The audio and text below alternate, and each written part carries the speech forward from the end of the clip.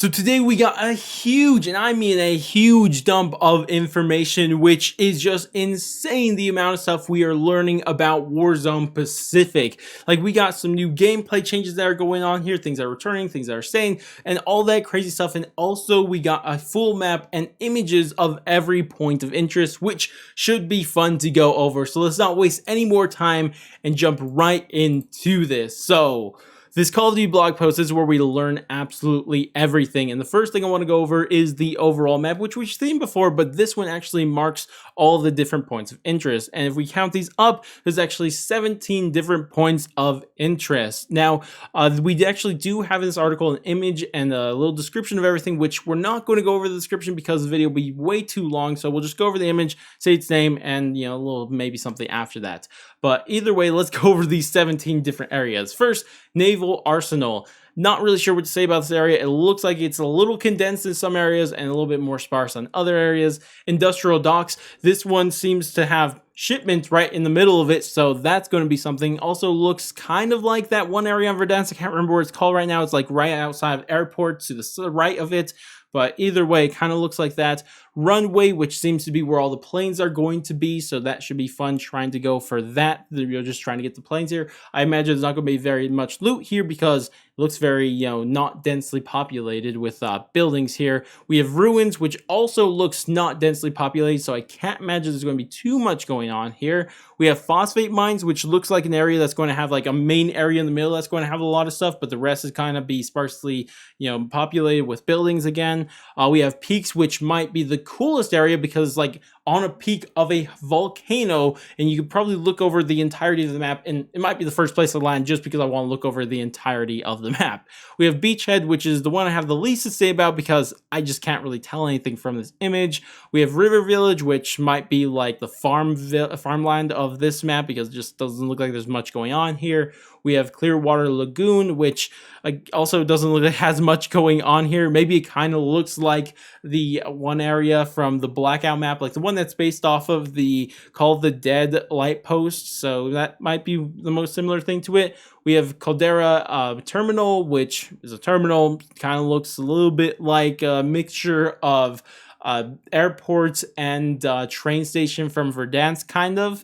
Then we have Agricultural Center, which they say here this is the largest in terms of area, a location on the entirety of the map. Like, it's just very big in terms of area, which kind of makes me from this image feel like it's more of like a Blackout area where it's like there's points that have a lot of stuff on it, but the rest of it is mainly kind of just the wilderness type of situation.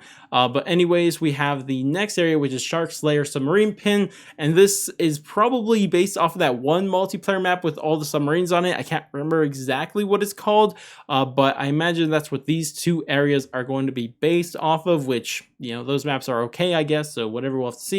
We have Caldera's power plant, which it looks like a decent area to land, kind of like the area that you land where you just kind of really want to get loot but not deal with too many people's type of situation. And then we have Cardela's capital city, which I imagine is going to be like the new downtown, have a lot of stuff going on here.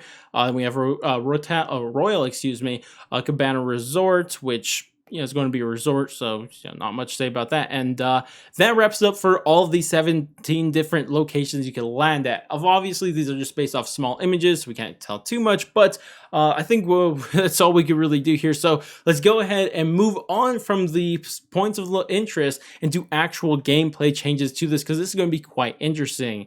And as we can see here, all 40 of the Vanguard weapons are going to be coming to WarZone Pacific. We all knew this, but hey, they said it. Also, the operators from WarZone Pacific, or excuse me, what am I saying? All the operators from Vanguard are going to be coming over to this game too, or WarZone Pacific, and we have all the calling cards, emblems, and more, all the other stuff coming to this game, to WarZone Pacific also, which again we already kind of expected. One thing they don't say here that I want to confirm is that there is going to be all of the previous Cold War and Modern Warfare stuff that you had, your operators, your guns, and your calling cards, emblems, and all that. Those are also going to be coming over to WarZone Pacific, but you're only going to be able to use them in a separate playlist, which is going to be the different from that, which we'll get into this actually Vanguard Royale, where we have Battle Royale as the other one, but Vanguard Royale is the new one, which is going to be all the new Vanguard stuff and only the Vanguard stuff inside this one. So here we're only going to have the dogfighting, so the planes are actually not going to be in the other one, interestingly enough. I think the land vehicles are still going to be the same. I'm not really sure, they don't really clarify it here either.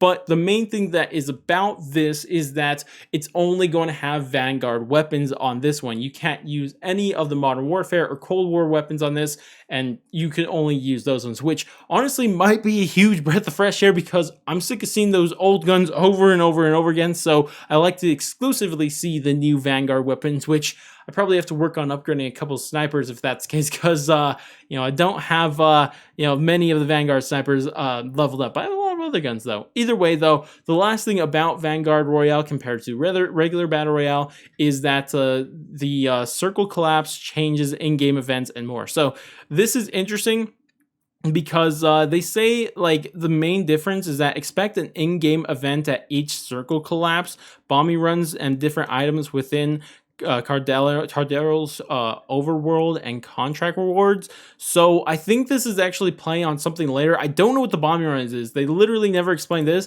Does this mean just a random streak comes in and potentially kills people? Is that what's going on with them? Could someone get the bombing runs as a streak and call it on people? I'm not really sure exactly how this is going to work, but it's going to be there in one way or another. But we'll come back to what these other things could potentially be here in a second. But they do mention here that Rebirth Island is going to be playable for the people who don't own Vanguard during that one day where Verdansk is over and I guess what's the game called, or WarZone Pacific has not been available for everyone, because as you guys know, there's going to be one day of exclusivity for people who own Vanguard that are going to be playing on December 8th, and we're going to be able to play that, but the people who are free to play are not going to be able to play, and the only thing they're going to be able to play is Rebirth, because Verdansk is also going to be over. Now they don't really make it clear. It kind of sounds like Rebirth is somehow going to come to WarZone Pacific, but I don't really know, because this runs on a different app compared to WarZone Pacific, which is going to run on the Vanguard app. So I'm kind of not sure how this is going to work, if it is coming back or what's going on there. We're going to just have to wait and see how that all plays out. Either way, though, now we have the 5 inner points of innovation. Okay, so these are the changes to, like some major changes they're making to the game. So the first thing is the gulag, and all they say here is that it's just going to be like the Iron Trials 84 type of gulag. And what that means is that when you actually win your fight in the gulag, instead of coming back with just a pistol, you're actually going to come back with whatever gun you had in the gulag when you won it, and also your equipment that you had too. I'm not sure if you use your equipment and then you won, if you're going to keep it or not, but we at least know that that's going to how it's going to work now, which is a little bit nicer, because it's kind of cringe if you win your gulag, come back with a pistol, and you accidentally land by someone that has their full loadout and they just kill you right away. It's like, why did I win the gulag anyways type of situation. So at least it'll give you a fighting chance in those situations. So that should be, I think, a good change for the gulag. The next thing is loadout items and field upgrades. So they say Dead Silence is being nerfed and stopping power rounds are gone. And I think the only reason they say this is because we're on Vanguard now, and Dead Silence isn't nearly as good as in Vanguard compared to how it was inside of Modern Warfare. And also there's no stopping power inside this game. But regardless, they continue to go on, saying additional detailing these exact changes, raising software, blah, blah, blah, no one cares. But they nerf stun grenades also, which is, I think, again, just a situation that we're on Vanguard compared to Modern Warfare, because Vanguard stuns aren't nearly as powerful as Modern Warfare stuns, which I'll never understand why they made them that powerful to begin with. But either way, I think that's what's going on. But then they also somehow nerf the heartbeat sensor, which, two things right there. One, the heartbeat sensor is returning. Like, that's weird, because, like, I mean, I thought we were kind of moving on from that. I mean, the thing is, like, I'm not a big fan of the heartbeat sensor because it's such a crutch that you need it so much. So it's not really the heartbeat sensor I have a problem with. It's more of the game itself that makes it such a crutch. And I was kind of hoping that this map wouldn't make it a crutch. And if it is coming back, it gets me a little concerned. But if it is just a nerfed version of it, maybe it will be. But regardless, though, they don't really explain the nerf to the heartbeat sensor. Maybe it's range or something like that. We'll have to wait and see. But regardless, that is going to be returning. They also nerfed the dual wield Kelly 6 and size. Thank goodness. The size weren't really OP, but the Kelly 6, those are so annoying, especially in the Haunting of Verdansk. Oh my gosh, I hated that. But regardless, they also changed the loadout drop marker. So what they did here is that you can't buy a loadout drop until the free one drops. So it's not going to be accessible until after that free one drops, which is interesting to say the very least, because I get kind of the thinking behind of it, because like you don't want to just someone who just ran and did a bunch of contracts really fast and they just got their loadout really fast because they did kind of contracts fast, and they pull up on you with your floor weapons while they have full loadouts and they just mess you up with their perks and their fully decked out guns. Like, that's annoying, don't get me wrong, but I just feel like is that worth it though? Because I feel like it was just kind of cool to try to get your loadout as fast as possible. So I don't know. We'll have to see how this plays out. It potentially could be a good thing, but I'm kind of really cautious about this because I don't really know what to make of it right now. We'll have to wait and see exactly how it's going to work, because it is going to be weird buying a loadout after you get the free loadout. So, we'll have to, again, wait to see how this all works. But also, they did say that they're going to actually buff a couple of the equipments, which is interesting because one other thing that's returning from old Verdansk or old Warzone is the snapshot grenade, which is interesting because they are buffing this and they're going to increase its effective radius its radius that could work. And it's interesting because, one, it's buffed again because it's already been buffed multiple times, and second, that's coming to a World War II game, which, hey, fair enough, whatever. I mean, we also got heartbeat sensors, so, I guess it doesn't really, they're not really worried about realism. I guess they don't really, to be honest, but it's just going to be especially weird. Also, Stim will increase your movement speed, which I think they're doing because that was the case in previous, like inside Warzone, but it wasn't the case inside of Vanguard, so they're just bringing over the Stim from Warzone for it could increase your movement speed, because it doesn't do that currently inside this game. And also, decoy grenades will pack rubber bullets that deal just enough damage to pester enemies, so there's that too. So anyways, though, we continue. Now there's some changes to the gas mask, which aren't exactly what we wanted, but we'll go over them anyways. But they do say that the gas mask won't interrupt as many actions as they did previously. It's easier to pull your mask on and off, as well as plating up or reloading your weapon while getting out of the circle collapse. So this is interesting because, like, they say the things that it's not going to interrupt anymore is plating up or reloading, which honestly wasn't really the problem with it. And to be completely honest, I liked it when it would force me to stop plating up in order to put the mask on, because if I don't have my mask on, all I'm going to do is plate up and the zone is going to hurt my armor. So I don't really know why they changed that, because the main problem with this is that it would stop you from shooting, and they don't specify that this is one of the changes that they made. So I'm a little concerned that they didn't really touch the main problem that everyone had with gas masks, but hey, we're going to have to wait and see how this all works out. So there's that. Anyways, they also point out that gas mask will also protect you from these gas canisters. Canisters? What the heck? Gas containers. And these are actually going to be a new item, and they're going to be kind of just like gas grenades, if we're being completely honest, because all they do is just throw a gas that is the same as that circle gas collapse, that you'll only be affected if you don't have a gas mask on, which potentially could be a good thing, because if that guy you're fighting is on the edge of the circle and you don't want them to run in a circle, so you could throw this item at them and then damage their mask a little bit so they can't stay in the circle as long as they would like to. So potentially there's a little bit of tacticity there, if that's a word, but whatever. It seems like a minor change, but whatever. Anyways, though, these are actually interesting, this water change. So first off, you can't swim in this game because I don't know why Sledgehammer and Infinity Ward don't understand swimming. I think they, everyone that works there doesn't actually know how to swim, so they don't really know how to transfer that over to a video game. But regardless, we do see they do make a couple changes to swimming, because there is going to be some shallow water, which is going to allow people to walk through it. But when you walk through it, it's actually really interesting because you won't leave footsteps behind you, which you may be wondering what the heck are the footsteps about. Well, the footsteps are actually from Tracker, which is cool, whatever, you know, not the biggest deal in the world, but hey, it's going to be there. And then also, if you're crouched in knee-high water, you gain the effects of cold-blooded, which I can't imagine is too crazy because that's going to be a very specific situation in order for that to be useful, excuse me, but you know, whatever. Either way, though, that's kind of how that's going to work. And now we get into these contracts. So the contracts, we have a couple new ones. The first one we have is supply drop contract.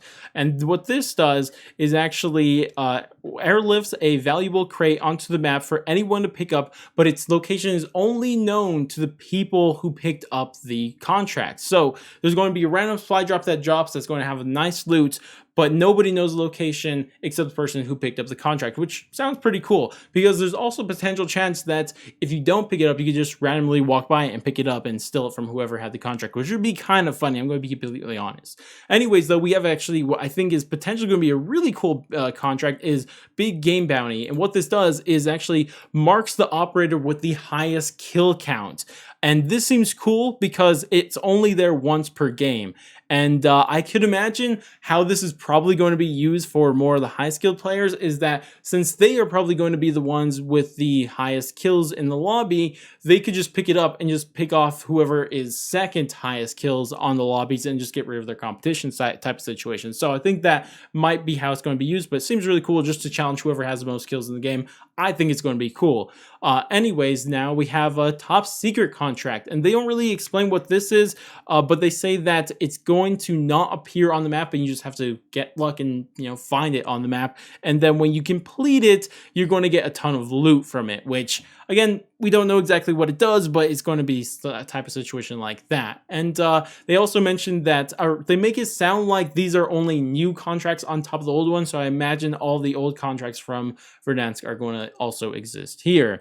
But then we get some public events. So these are events that are going to happen during the game that I'm sure you guys are going to be familiar with, at least a couple of them. First, we have Restock, and then we have Resurgence. These are both from, you know, Rebirth Island and also a little bit inside of regular Verdansk. But then there's also going to be cash drop events, which is just going to give you cash, I could imagine. They say that these were in Operation Flashback. I didn't play, so I don't know. But then there's finally going to be a event that's redacted weapon crates, and it's just going to give you some blueprint weapons. That is what they make it sound like, which I can't imagine is too cool because, you know, they're redacting, acting like it's the coolest thing in the world, but I mean, you're going to already get, you know, those things from, you know, your loadout. So why do you want to really do this? I don't know. We'll have to wait and see.